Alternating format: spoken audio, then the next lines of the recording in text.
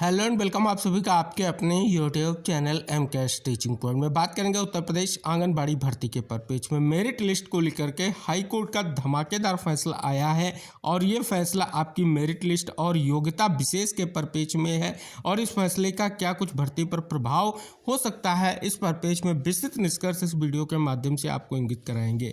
निवेदन करेंगे इस महत्वपूर्ण वीडियो को आप जरूर देखें और वीडियो में दी गई महत्वपूर्ण इन्फॉर्मेशन को शेयर करें, क्योंकि ये समस्त जिलों में आवेदन जो कर चुकी हमारी बहनें हैं उनके लिए ये बहुत बड़ी खबर है। तो आप इस खबर को बिल्कुल मिस ना करें और जितनी भी बहनों ने आवेदन किया है विशेषकर उनको ज़रूर शेयर करें। तो चलिए जान लेते हैं क्या ये फैसला आया है और किस प्रकार से ये फैसले का जो निष्कर्ष है आपके लिए महत्वपूर्ण है।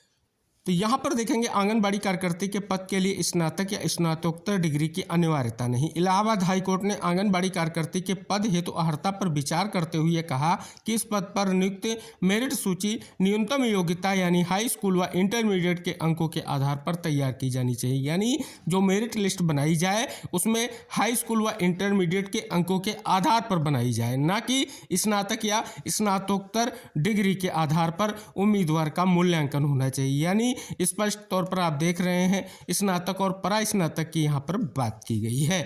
आगे इंगित कराया गया है उक्त आदेश न्यायमूर्ति अजीत कुमार की एकल पीठ ने श्रीमती चांदनी पांडे की याचिका को स्वीकार करते हुए पारित किया है। बता दें कि याची ने आंगनबाड़ी कार्यकर्ता के पद पर अपनी उम्मीदवारी पर विचार करने के लिए हाईकोर्ट में वर्तमान याचिका दाखिल की थी। इसमें बताया गया कि उसके आवेदन को केवल इसीलिए खारिज कर दिया गया क्योंकि तकनीकी गड़बड़ी के कारण वह आवेदन पत्र के साथ अपनी स्नातकोत्तर की डिग्री अपलोड नहीं कर सकी थी। आगे देखेंगे कि मामले के तथ्यों पर विचार करते हुए कोर्ट ने कहा कि आंगनबाड़ी कार्यकर्ता के पद हेतु स्नातक और परा स्नातक की योग्यता को अधिमान्य योग्यता नहीं माना जा सकता है, क्योंकि उन्हें अधिमान्य घोषित करने का कोई प्रावधान नहीं है। इसके लिए कोई अतिरिक्त अंक भी आवंटित नहीं किए गए हैं। स्नातकोत्तर डिग्री के अनुसार मेरिट सूची तैयार करने का प्रावधान केवल निर्देशात्मक माना जाता है।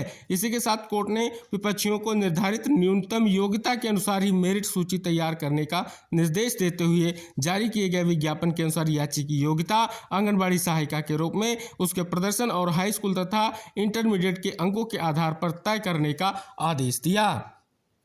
इसी खबर को यहाँ पर देख सकते हैं स्पष्ट तौर पर शीर्षक के साथ भी प्रकाशित किया गया कि मेरिट लिस्ट हाई स्कूल और इंटर के आधार पर बननी चाहिए। इलाहाबाद हाई कोर्ट ने कहा है कि आंगनबाड़ी कार्यकर्ता पद पर नियुक्ति के लिए उम्मीदवार के पास स्नातक या परा स्नातक की डिग्री होना अप्रासंगिक है।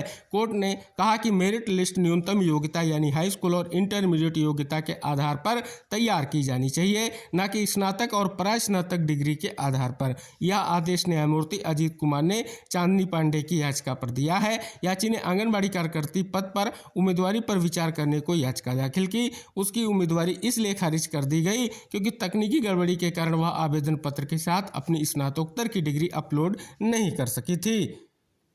तो फाइनली एक बहुत बड़ा निष्कर्ष देखने को मिल रहा है। उन तमाम बहनों के लिए निष्कर्ष आ चुका है जो कहीं ना कहीं स्पष्ट तौर पर स्नातक या परा स्नातक डिग्री कहीं ना कहीं अपलोड ना कर पाने के कारण उनका चयन सुनिश्चित नहीं हो पाया और कहीं ना कहीं स्पष्ट तौर पर एक बहुत बड़ा आदेश कोर्ट का आ चुका है।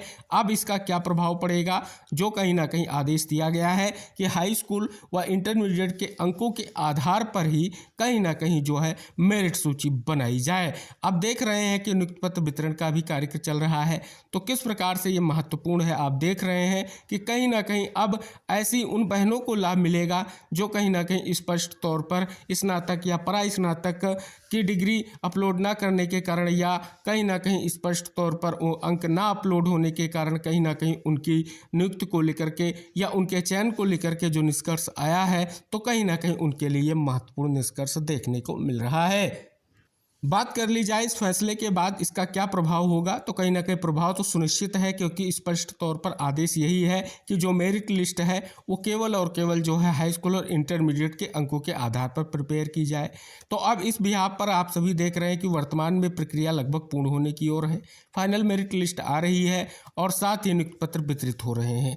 तो कहीं ना कहीं स्पष्ट तौर पर ये उन बहनों के लिए एक महत्वपूर्ण निष्कर्ष आया है। कोर्ट का आदेश है, प्रभाव पड़ने की स्थिति स्पष्ट हो चुकी है। है कि कहीं ना कहीं इस बिहाफ पर जिन बहनों के आवेदन को लेकर के निष्कर्ष देखने को मिला है वो कहीं ना कहीं स्पष्ट तौर पर इस आदेश के बिहाफ पर उनके लिए एक उम्मीद जगी है। शेष आगे किस प्रकार से क्या निष्कर्ष रहेगा वो महत्वपूर्ण रहेगा, लेकिन कोर्ट ने एक और महत्वपूर्ण आदेश फिलहाल दे दिया है। फिलहाल वर्तमान में नियुक्ति पत्र वितरण की प्रक्रिया गतिमान है और लगातार जो है नियुक्ति पत्र दिए जा रहे हैं, क्योंकि कहीं ना कहीं आप देखेंगे स्पष्ट तौर पर निर्देश जो है, उम्मीद है कहीं ना कहीं मार्च के इस लास्ट वीक में लगभग समस्त जिलों में भर्ती प्रक्रिया को जल्द से जल्द कंप्लीट किया जाए, जिससे कहीं ना कहीं स्पष्ट तौर पर जो आप सभी की विद्यालय की ज्वाइनिंग है वो कहीं ना कहीं नए सेशन में हो सके। तो फिलहाल एक महत्वपूर्ण निष्कर्ष देखने को मिल रहा है और उम्मीद है एक महत्वपूर्ण निष्कर्ष कहीं ना कहीं स्पष्ट तौर पर इस आदेश के बाद उन बहनों के लिए भी आ चुका है जिनका कहीं ना कहीं आवेदन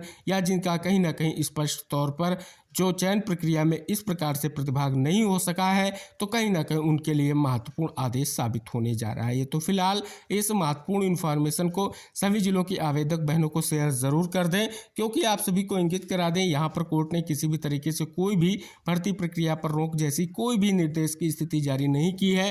केवल और केवल जो है मेरिट लिस्ट को लेकर के कहीं ना कहीं निष्कर्ष स्पष्ट तौर पर जारी किया है। तो उम्मीद है वीडियो आपके लिए महत्वपूर्ण रहेगा और आदेश का जो निष्कर्ष है वो आप सभी लोगों ने अवश्य जाना होगा।